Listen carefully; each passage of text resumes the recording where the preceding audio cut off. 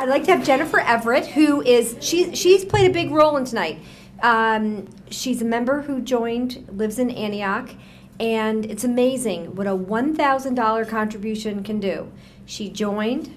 We now have, who will be speaking to us later, Emily Andre, who's from Antioch. So that $1,000 contribution turned into $5,150 for Lamb's Farm, who she nominated, and $10,000 for Emily Andre. So it's, you know, when do you ever get to write a check for $1,000 that turns into $47,000 worth of giving? It's, you know, it's really kind of a concept that I'd love for everybody to be able to do in their own community. It would be great if it was 100 women making a difference like Forest, 100 women making a difference in Libertyville. And you don't have to, the way we are organized, you do not have to start over. Or make your own thing. We are organized so that we're affiliates. If you want to start your own organization under our umbrella, you can do that. You don't have to go by you have to follow our rules, kind of, because I am a rules girl. But if you're in a situation where a $500 a year thing is going to work best for you, that's what you can do. It's you set up your deal, you make it happen, and Mary Bentley makes the checks happen. It's all wonderful. So anyway, but really, when do you ever take $1,000 and make it turn into $47,000? Not that often. So anyway, I'll invite Jennifer Everett to come up here and introduce Lamb's Farm.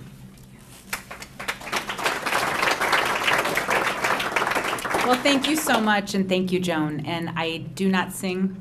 I cannot, no. Could never begin to hold a candle to that, so that was beautiful. Thank you. I'd like to say that, yes, I nominated Lamb's Farm, and I do have a little story about it. It is a small world. When I met Joan over the phone and thought this was a wonderful organization to join, and we talked about what group I would like to nominate, and so Lamb's Farm came to mind. It happened to be, I'm going to try to be under 3 minutes. Let's see if I can do this. See if I can, Joan. Okay. The people who know me would say that could never happen. Okay. I'm good friends with Mary. Okay. 16 years old, it was my first job at Lamb's Farm. Worked there for probably, all through high school, through college in the summers, even until I had my first son. But aside from that, when I was 16, I met a very cute boy there, and we started dating. 8 years later, we got married and had our wedding reception at Lamb's Farm. We will be married for nearly, I can't believe it, 20 years this fall. It's amazing. I was going to say that I was just there like 10 years ago because I'm only 26. That's not true. Not true at all. So it was near and dear to me, obviously. Loved the farm itself. It sort of was like I grew up there. My mom also worked at the restaurant there, and it ends up that once I met Dianne tonight, so I had not met Dianne before, and she remembered something. I'll let her tell the story when she comes up about my wedding reception, which I didn't even remember. So it just goes to show you it's a small world, but I'm thrilled that the members thought highly of this organization, and they do such great work. Also, as I'm going to introduce Dianne, I'm thinking, what's my amount? Somebody was 6,000, 5,000. My amount is like unusual. So thank you very much, Joan. Yeah, 51.5. Okay, 5,150. I am going to make it brief. I'm going to introduce the president and CEO, Dianne Yaconetti. Please come on up, Dianne. Well, thank you.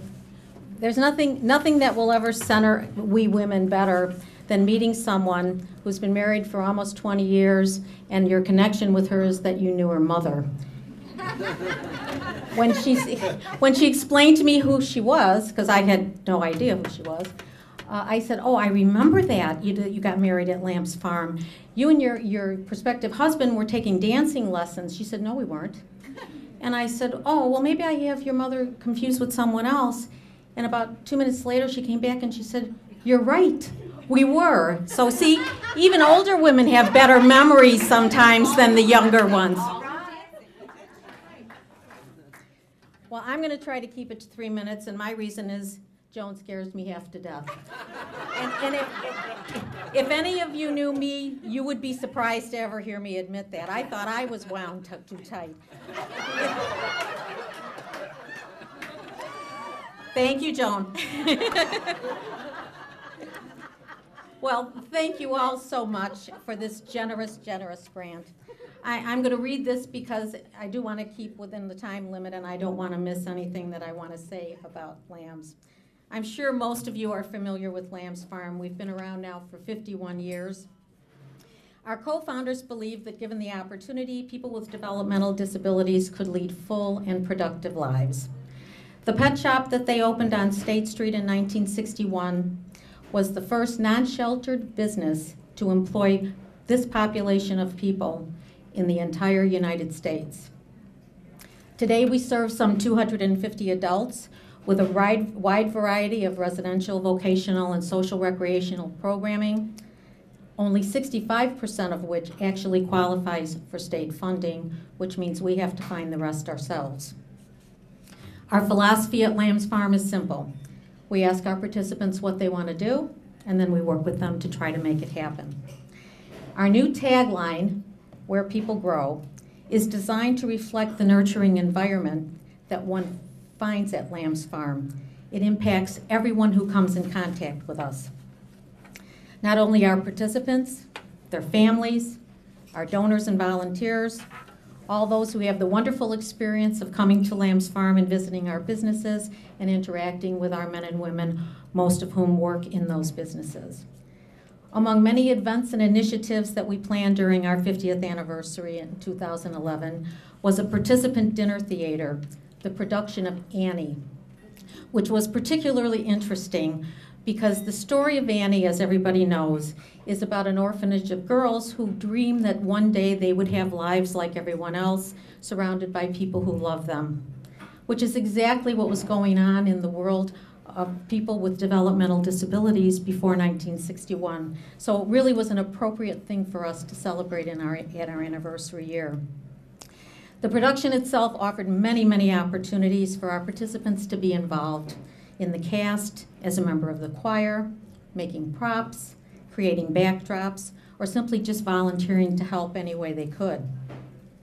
They all worked to learn new skills, enhance those that already were there, all with an opportunity to participate regardless of their disability, regardless of the restrictions of movement and dexterity that sometimes come with age.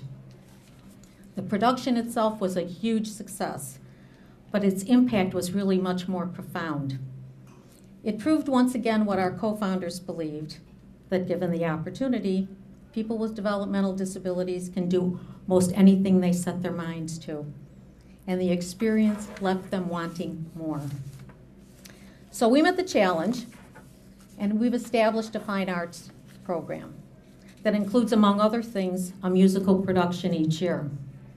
As you know, this year's production will be The Wizard of Oz, and we certainly hope you all will attend, because we're so proud to say that it will be sponsored by 100 Women Making a Difference, North Shore.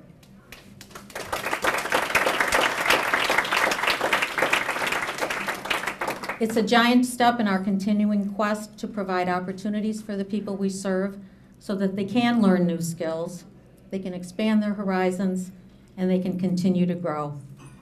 It's yet another opportunity to express themselves in a way that brings so much joy and tremendous pride, not only to themselves personally, but also to those for whom they will perform. Everyone involved will be better for the experience, our participants, our staff, the audience who will see it, and of course all of you, because you made it possible. As we say at Lambs Farm, it's a place where all people grow. Thank you all so much for this wonderful, wonderful grant.